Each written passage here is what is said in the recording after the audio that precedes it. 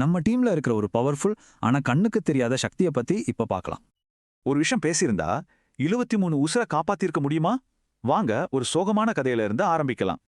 அவியான்கா flight 052ல எரிபொருள் ரொம்ப கம்மியா இருந்துச்சு. பைலட்ஸ்க்கு அது நல்லாவே தெரியும். ஆனா ஏர் டிராஃபிக் கண்ட்ரோல் கிட்ட சொன்னா நம்மள தப்பா நினைச்சுடுவாங்களோன்னு பயந்தாங்க.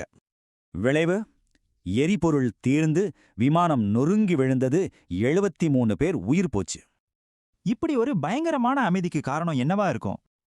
அதுக்கு பேர் தான் உளவியல் பாதுகாப்பு. அதாவது தப்பா ஏதோ நினைச்சுக்க மாட்டாங்கன்னு நம்பி தைரியமா பேச முடியற சூழல். ஃப்ளைட்ல நடந்தா விபத்து. இதே விஷயம் நம்ம ஆபீஸ் மீட்டிங்ல நடந்தா மீட்டிங் ஒரே அமைதியா முடியும். இந்த ஒரு பயத்தால தான் புது ஐடியாஸ் வர்றதில்ல, ப்ராஜெக்ட்ஸ் லேட் ஆகுது, எம்ப்ளாயீஸ் சோர்வாகுறாங்க. சரி, அப்படி ஒரு பாதுகாப்பான சூழலை உருவாக்கினா என்ன நடக்கும்னு நினைக்கிறீங்க? இதை சீன மூங்கில் மரம் மாதிரி நினைச்சுக்கோங்க. முத 4 வருஷத்துக்கு வெளியே எந்த வளர்ச்சியுமே தெரியாது. ஆனா 5வது வருஷம் திடீர்னு ஒரு வெடிச்சு கிளம்புற மாதிரி பயங்கரமா வளரும். இதுதான் உளவியல் பாதுகாப்போட கூட்டு சக்தி. பொறுமையா இருந்தா பலன் பெருசா இருக்கும்.